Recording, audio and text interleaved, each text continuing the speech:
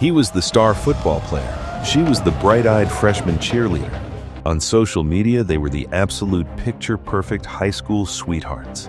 A storybook romance playing out under the Friday night lights of Knoxville, Tennessee. Their posts were a curated gallery of shared smiles, lakeside adventures, and teenage devotion. And that storybook glow dims and dims again, until a frantic 911 call cuts through the silence. 911, what is the address of your emergency? In a voice choked with unbelievable horror, a mother screams into the phone. I think my daughter, I think she's been injured. Please, someone help me. She's not breathing. She won't wake up. A black screen. White text fades in cold and stark. The text of a message sent from him to her. You're as good as gone to me. I'll look for your name in the paper. How does a teenage crush of first love spiral so dangerously into obsession? How do text messages filled with, I love you, become contaminated with, I'll look for your name in the paper? This is a story about a relationship that wasn't just toxic, it was a countdown. A slow, agonizing countdown to a fatal act.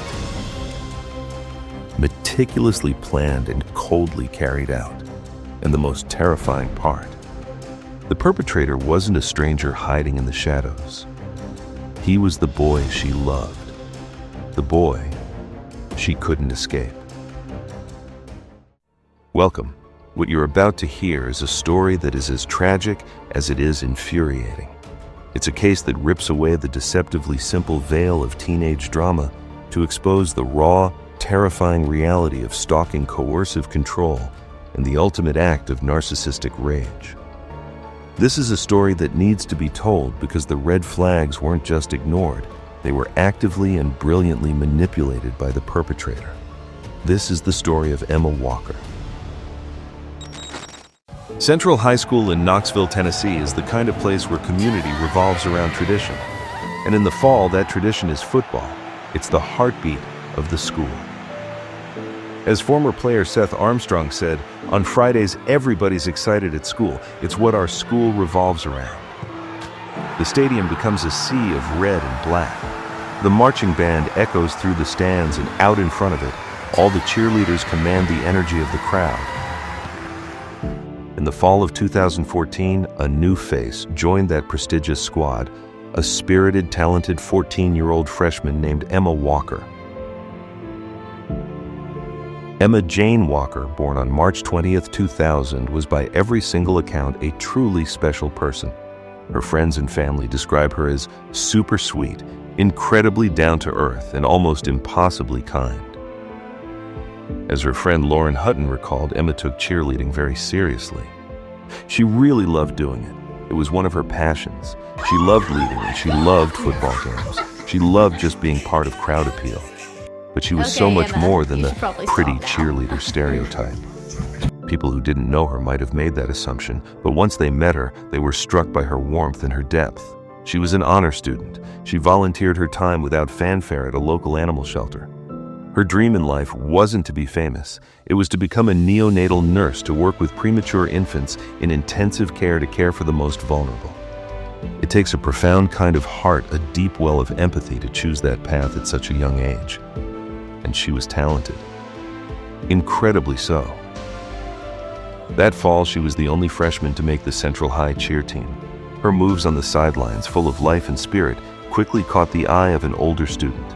Number 8, the team's wide receiver, a junior named William Riley Gaul. On paper, Riley was the other half of this perfect prepackaged high school romance. He was 18, a top student, and reportedly active in his church. Raised by his mother and grandparents, he wasn't the classic jock. His friends described him differently. They said he was a bit of a jokester, a little nerdy on the side, a fan of Star Wars. As one of Emma's friends, Zach Green, put it, a little to himself. From the outside looking in, you'd think he was just a normal guy. When Emma's parents, Mark and Jill Walker, first met him, they saw the same polished image. Jill Walker would later describe him as the boy next door, saying, he came in very polite, very nice in the beginning. He was very likable. Her father, Mark Walker, agreed. I thought he was a very nice-looking young man, well-mannered. They were cautious, as any parent would be. They allowed supervised visits. He could come over to the house, Mark said. They would meet up after football games to eat and things like that. It was all very normal. Emma, for her part, had a huge crush on Riley. And even though he was dating someone else at the time, it wasn't long before he broke up with that girl to be with Emma. And just like that, the storybook romance was official. The football star and the freshman cheerleader. It was the kind of pairing that seems destined in the halls of a high school. Soon, Emma's social media accounts were a gallery of their seemingly perfect life pictures of them paddleboarding on the lake, embracing after a game, taking silly selfies, him kissing her cheek. In one post, under a photo of them smiling, Emma wrote, "Look how lucky I am." It's heartbreaking to read that now, because what looks like luck, what looks like a perfect romance, is often just a very well-managed public performance. We show the world the highlight reel. We don't show the arguments that control the fear. And the first cracks were already beginning to show, though perhaps only her parents noticed. A small, strange event happened that gave Mark and Jill their first real flicker of concern. Riley was a junior, and it was time for his prom. But he didn't take Emma. He took his ex-girlfriend, the very one he had broken up with, for Emma. They did what any good parent would do. They expressed their concerns. But Emma was a teenager, stubborn, independent, and deeply in love. She brushed it off. It was just drama. This wasn't just a crack. This was the foundation shifting, and it was about to split wide open.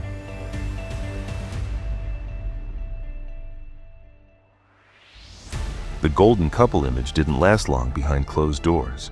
Emma's friends, her inner circle, started to notice that this perfect relationship was off.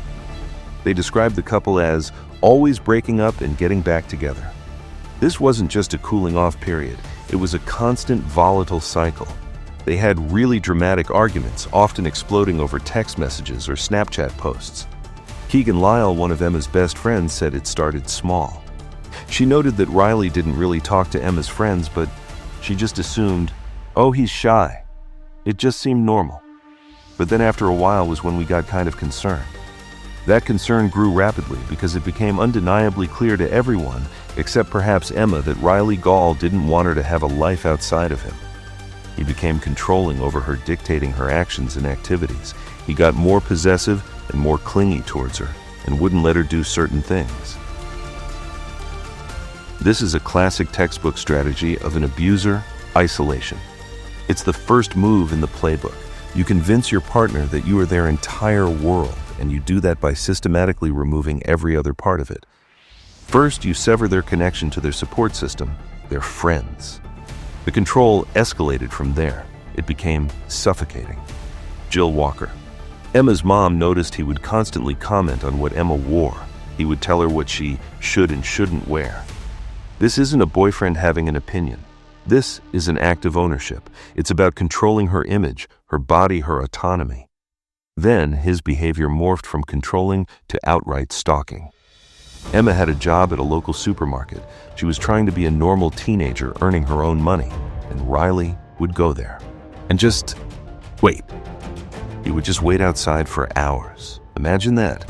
Imagine being 15 or 16 years old, trying to bag groceries and knowing your boyfriend is outside in the parking lot just watching you. For hours. It's not romantic. It's not protective. It is terrifying. When she was allowed to go out with her friends, he would obsessively call and text, blowing up her phone, demanding to know where she was, who she was with, and what she was doing at all times. And then the verbal abuse began. The mask wasn't just slipping anymore. It was off. He was showing her who he really was. Her friends saw the messages he sent her on Snapchat. Vile, aggressive, hateful messages. I hate you. I hate everything about you. You're the worst I've ever come into contact with. Okay, hold on. What he sent in those messages goes 10 times beyond what I'm saying here. So look at the screen. That's what he texted Emma. This is the boy next door. This is the top student, the polite, well-mannered football player. Then Emma's mother saw one. A message so chilling, so far beyond teenage anger that it changed everything. A black screen. White text fades in. You're a ghost to me. I'll look for your name in the paper. Forget you. Let's pause here. Let's be crystal clear. This is not teenage drama. This is not a dramatic argument. This is not kids being kids. This is a 16 or 17-year-old boy telling his girlfriend he'll scan the newspaper as if expecting to see her name in a notice. This is a 5-alarm emergency. This is a clear, unambiguous act of intimidation. Jill Walker confirmed it. We on one occasion saw one that said, "I'll see your name in the paper notices." He wrote that to her and we questioned him about it. And he said, "I was just angry." And that's when I started to get many more red flags. That was it. The line had been crossed. Mark and Jill Walker did what any terrified protective parent would do. They banned Riley Gaul from their home. He was not allowed on their property. He was not allowed to see their daughter. And they took away Emma's cell phone, desperate to sever this toxic line of communication. But this is what you have to understand about a controller like Riley. A no, a stop, a boundary. These are not stop signs to him. They are obstacles to overcome. They are challenges to his power. Riley was one step ahead. He gave Emma an iPod Touch. As her friend Seth Armstrong explained, Riley gave Emma an iPod Touch and she texted him through the Wi-Fi. He had created a covert encrypted channel. He bypassed the parents, re-established his control, and simultaneously made Emma a co-conspirator. He forced her to lie to hide her communications, which only isolated her more from her parents. It was a brilliant manipulative move. And this is the most insidious part of the abuser's playbook, the cycle. For every one of those nasty, hateful, threatening messages, there was a quick pleading apology. "Emma, I'm sorry for however I act. I love you more than words can describe." Jill Walker's summary of the situation is tragic and perfect. But as you do that with a teenager, the more you butt heads, the more she is going to think he is in the right. Because he had a way of isolating her and making her think that he was the only one. He had successfully positioned himself as the only person in the world who truly loved her, and her parents, the people trying to save her life, were cast as the villains trying to keep them apart. By the fall of 2016, Emma was now a 16-year-old junior. Riley was 18 and he'd graduated. He was a freshman at Maryville College, a campus about a half-hour drive away. You would think this would be a relief for Mark and Jill. A little bit of separation, a chance for a clean break. But the tumultuous on and off again relationship continued now with the added complication of distance. They were so concerned, so terrified of what he was doing to their daughter, they felt they had no other choice. This psychological warfare is what experts call an intermittent reward system. It's the same principle as a slot machine. You get the pain, the pain, the pain, and then a jackpot of love and affection. It creates a powerful chemical trauma bond. It keeps the victim confused, destabilized, and desperately hoping that the good person they fell for, the boy next door, will finally return for good. I believe this is exactly what happened to Emma. She was trapped in this cycle, and Riley had engineered it perfectly. Around Halloween of 2016, they grounded Emma. Hard. She was not allowed to leave the house for any reason unless it was for school or cheerleading. That was it. They monitored her every move. And a strange, wonderful thing happened. It worked. Mark Walker recalled, "She did become like her old self again. She would come out of her room, eat dinner with us, and socialize with us. The fog was lifting. The poison was slowly leaving her system, away from his constant control, his texts, his manipulation." Emma was starting to find herself again. She was coming out of her room. She was re-engaging with her family. And then she got the final push she needed. She saw Snapchat posts of Riley with other girls on his college campus. After 2 years of being told she was his one and only, his entire world, the hypocrisy, the lies, it was all laid bare. After 2 years of control abuse and manipulation, something inside Emma finally snapped. She texted her best friend Keegan Lyle and told her the words they had all been waiting to hear. She and Riley were done for good. Keegan Lyle remembered that moment.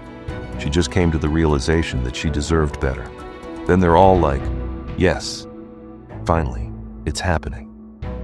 They're like what they've been waiting for. Emma's parents were relieved. Her friends were ecstatic. Emma was finally free.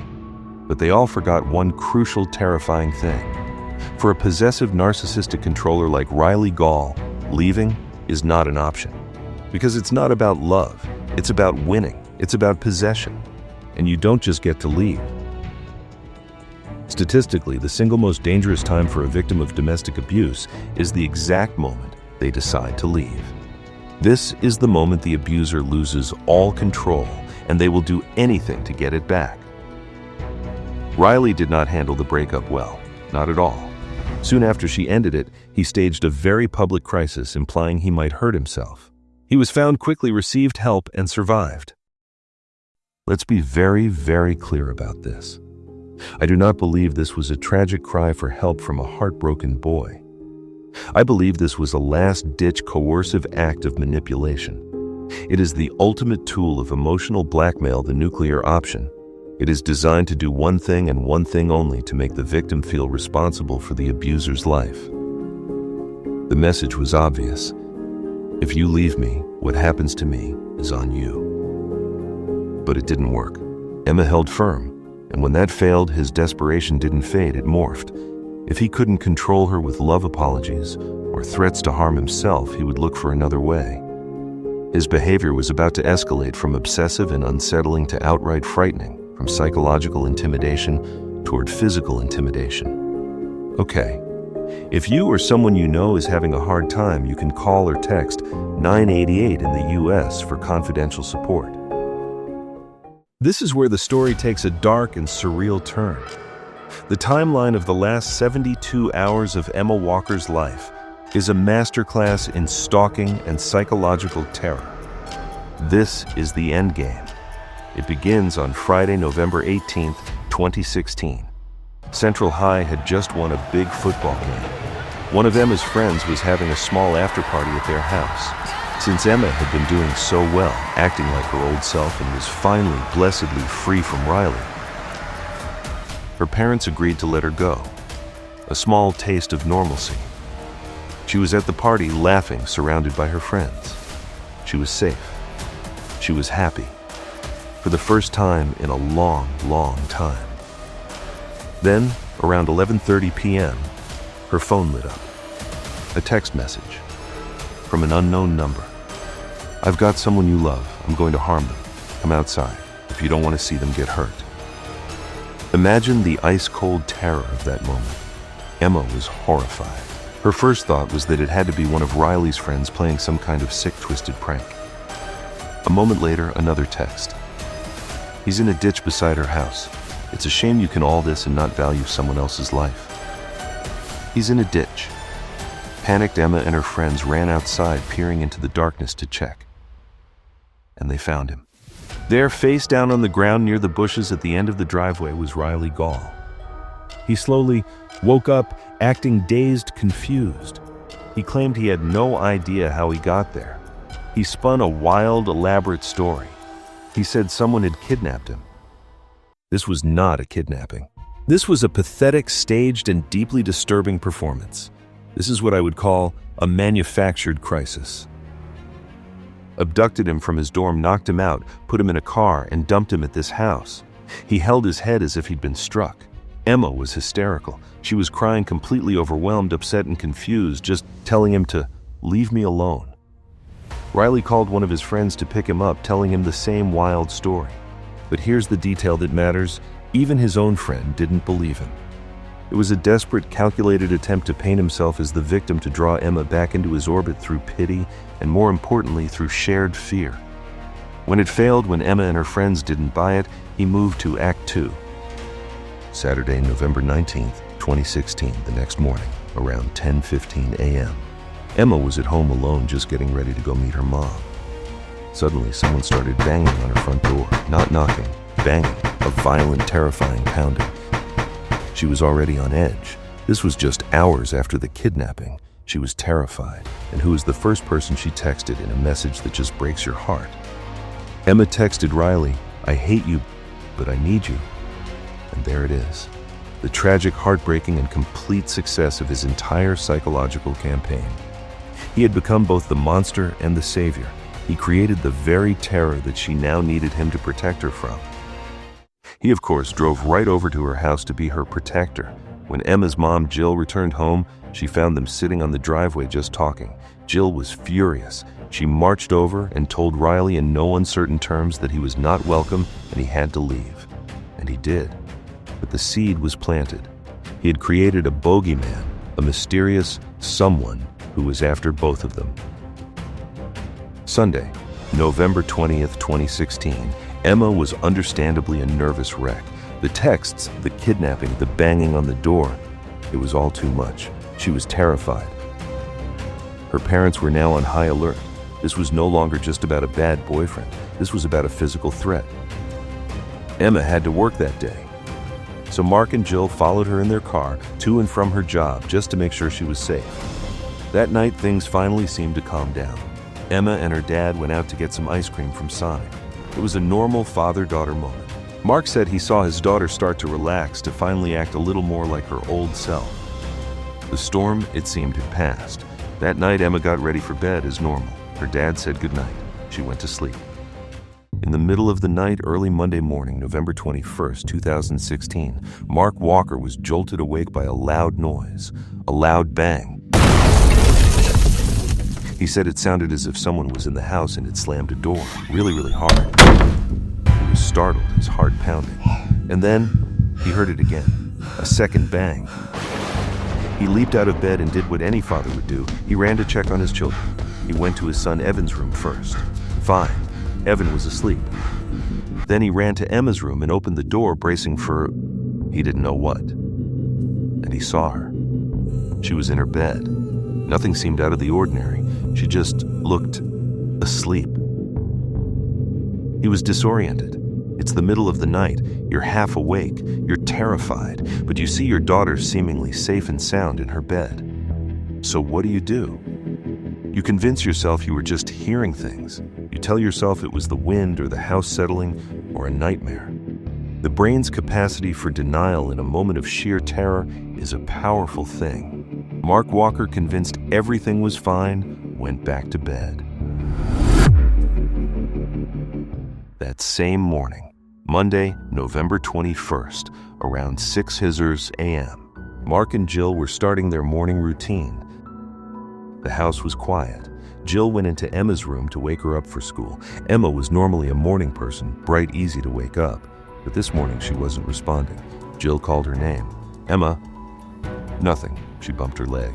Emma, time for school. Nothing. In her own words, said her name, didn't hear anything. Bumped her leg, didn't hear anything, and then went with her face and realized, checked for a pulse. Instantly, her mother knew. Emma was cold. She had no pulse. Jill Walker, in a state of shock and horror, frantically called 911.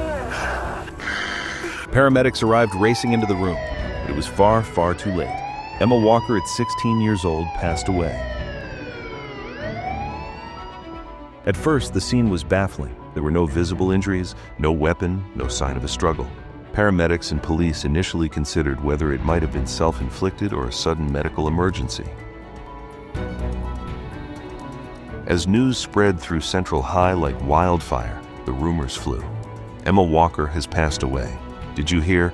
It was a substance-related incident. Someone said it was self-inflicted.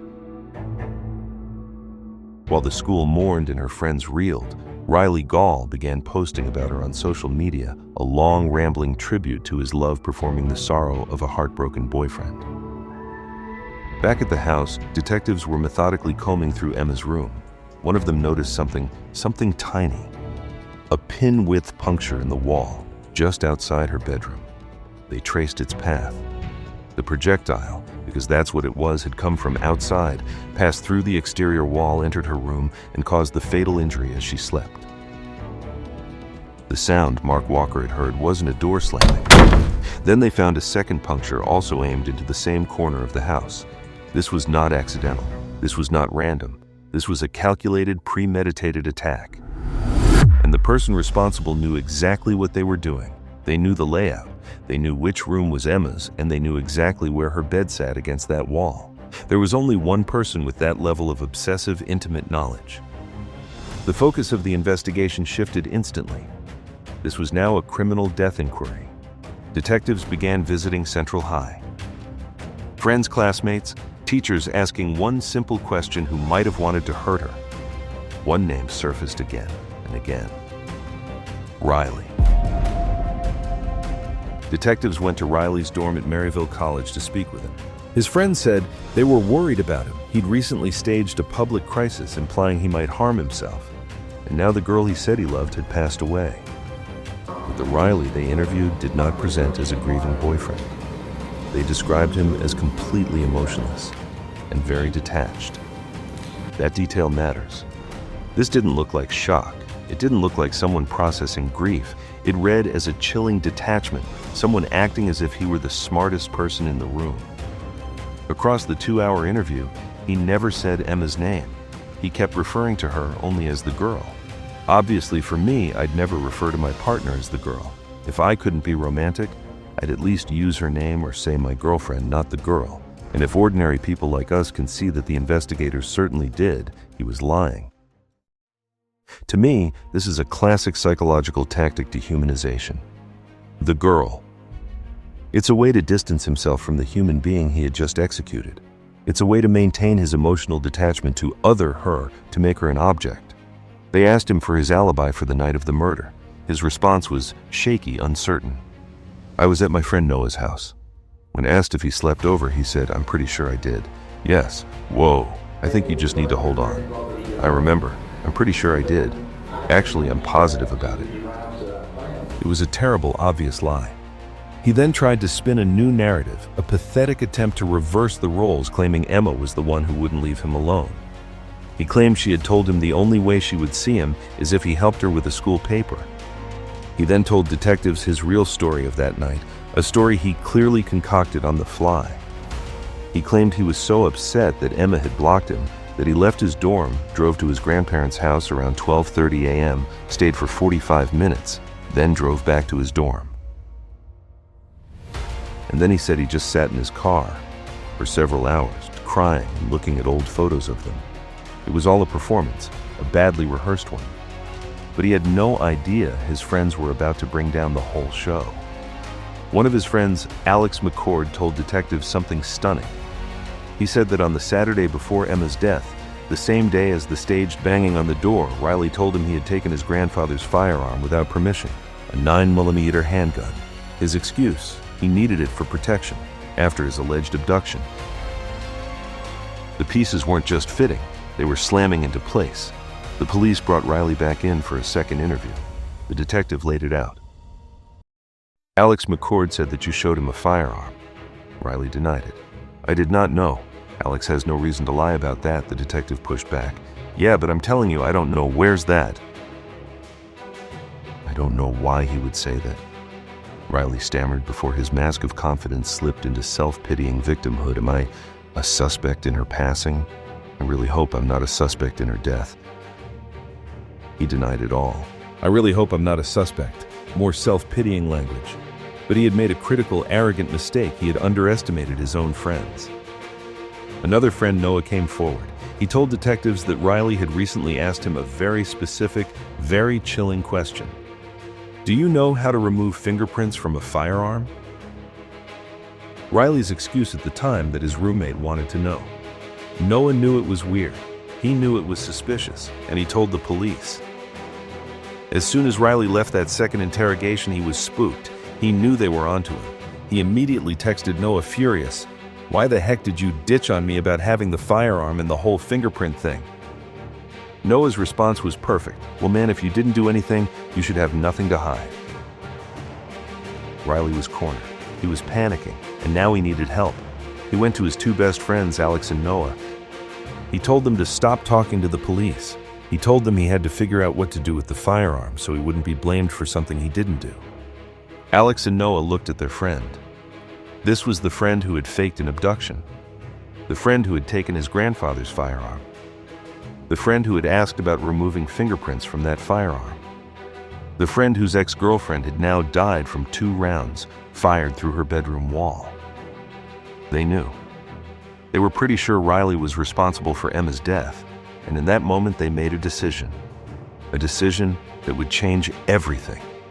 They agreed to help him, and then they went straight to the police and told them everything. What happened next is one of the most incredible sting operations carried out not by seasoned detectives, but by two college-age kids who in a moment of truth chose to do the right thing. The police outfitted Noah and Alex with hidden microphones. They gave them a car key fob that had a tiny camera embedded in the tip. The plan: go to Riley's dorm just to hang out and play video games and get him to confess, get him to talk. We have the actual grainy, unsettling footage from that key fob camera. It's placed on a table pointing at a couch. We see Riley visibly agitated, pacing, sitting down. They sat there, controllers in hand, while Riley, completely unaware he was being filmed and recorded, began to talk. He went into a long, rambling monologue, a desperate performance of his innocence. "Sorry, I want to be so upset and I can't."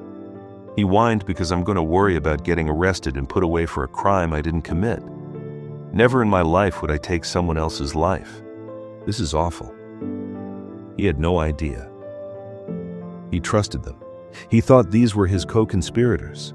"I'm trusting you guys. Like, with my life," he told them. "Because this is 70 years in prison if I get convicted of something I didn't do." Let's analyze that statement. This is, in my opinion, a fascinating piece of revealing slip. An innocent person, when accused of homicide, says, "I didn't do it." Outrage, horror, disbelief. A guilty person worries about the consequences. Riley's first thought isn't, "This is a nightmare, I didn't do it." His first thought is, "This is 70 years if I get convicted." It's the language of someone worried about the legal process, not an innocent person outraged at a false accusation. He then asked his friends to do him a favor. He wanted them to go back to the police and retract their statements to say they were under the influence and confused. And then he made the critical mistake. He told them he needed their help right now. He wanted all three of them to go get the firearm and dispose of it. In his own recorded words, "It just needs to be gone. Man, if it's in the Tennessee River, they will never find it."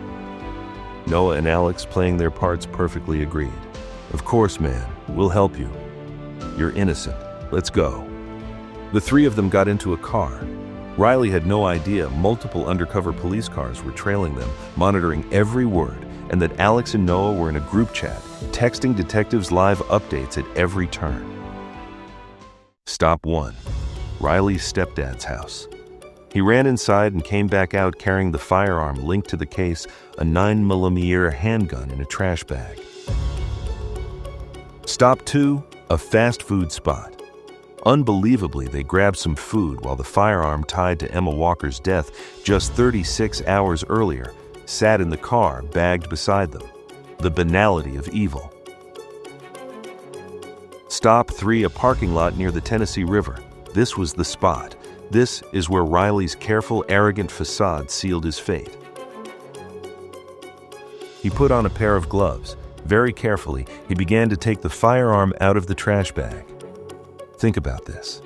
Why would an innocent person claiming they were being framed need gloves to throw away a firearm they supposedly never used? This wasn't a scared kid. This was someone methodically disposing of evidence, still focused on fingerprints forensics and avoiding charges. Alex and Noah saw it. This was the final undeniable proof. They sent the text to the police. "It's a good time to come on over." Police dashcam footage shows the scene night flashing blue and red lights. Units converge on the vehicle. Officers move in and issue clear commands. "Get out of the car. Put your hands up." Noah and Alex comply immediately. They knew it was coming. Riley, stunned and confused as his plan collapsed in real time, cooperated. Police arrested him on the spot. When they searched the trash bag, they found the 9mm handgun. And they found something else, a pile of black clothing, all black, the same clothing they believe he wore when he was hiding in the dark outside Emma's house. The same clothes he wore when he was banging on her door, creating the very fear he promised to protect her from. The trial of Riley Gaul began in May 2018. The prosecution, had an overwhelming amount of evidence. They had the sting operation video. They had the firearm used in the incident. They had the incriminating text messages, including the death notice threat. They had the testimony from his own friends, Alex and Noah. The defense was cornered. They had no counter-narrative. They had no alibi. They had no alternative suspect. So they did the only thing they could. They admitted he was responsible. They stood before the jury and acknowledged that yes, Riley Gaul fired the firearm that took Emma Walker's life. But they argued this wasn't first-degree premeditated homicide. This, they claimed, was reckless homicide. Their argument was one of the most absurd, far-fetched stories ever told in a courtroom. They claimed that Riley, in his distressed and irrational state, was simply trying to scare Emma. His defense attorney actually said this to the jury. He's hoping that he can come to a rescue. Some of us may very well know that if you shoot into a house, it'll go through the wall. Some of us may not, and I submit to you, Riley Gaul did not. Let that sink in. Their entire defense rested on the idea that this 18-year-old top student nerdy kid was just too dumb to know that a bullet from a handgun would go through the wall of a house. It's a scared straight tactic gone wrong, they argued. He was just trying to be the hero. He was just trying to manufacture another crisis like the kidnapping so he could rescue her. In my opinion, this defense was total, absolute, and offensive bullshit. The prosecution called it what it was. This wasn't a reckless act. This was a targeted assassination. The prosecutor pointed to the 2 bullet holes. They weren't random. They weren't sprayed at the house. They were aimed precisely at the corner where he knew her bed was. This wasn't a misguided attempt to rescue her. This was a calculated execution. This was an act of rage because she had finally definitively left him. The jury deliberated for only 4 hours. On May 8, 2018, Riley Gaul was found guilty of first-degree murder. He was also found guilty of 6 other felonies, including aggravated stalking, theft, and reckless endangerment. He was sentenced to life in prison. He will not be eligible for parole for over 50 years. This case is a heartbreaking, infuriating reminder that the red flags we so often talk about in toxic relationships are not just flags. They are alarms. They are sirens. When someone tries to control what you wear, who you see, and what you do, that is not love. That is possession. When someone threatens you, even if they say, "I was just angry," that is not drama. That is a rehearsal. When someone threatens their own life if you leave, that is not a plea for help. That is the act of a terrorist. The ultimate tragedy here, the part that is so hard to swallow, is that Emma's parents did everything right. They were not naive. They did not ignore the signs. They saw the danger. They banned him from their home. They took her phone. They grounded her to break the cycle. In her final terrifying days, they physically followed her to and from work to protect her. And the monster got to her anyway. This, I believe, speaks to the terrifying, relentless nature of a true stalker. It's an obsession that defies logic, that bypasses restraining orders, and that sees no, not as an answer, but as a challenge. It's a mentality that says, if I can't have you, no one can. Emma Walker's dream was to help people. She wanted to be a neonatal nurse and save the lives of the most vulnerable among us. She would have helped so many. She would have been an amazing nurse. That future, all of the good she would have done, was stolen from her and from the world by a selfish, narcissistic boy who could not stand to see her live a life without him. So, he made good on his promise. He checked the obituary. If there is any lesson to be learned from this, it's that we must take these threats seriously. Trust your gut. When a friend is pulling away, when their perfect relationship seems obsessive, when you see those red flags, it is not their business. It is not getting involved. It could be a matter of life and death. Speak up. Say something. You could save a life. Thank you for listening. If you found this story compelling and important, please take a moment to like this video and subscribe to the channel for more true crime stories. I'm interested to hear your thoughts on this case. What do you think about the sentencing and the disturbing timeline of events? Let me know in the comments below. Stay safe, everyone. In loving memory of Emma Jane Walker.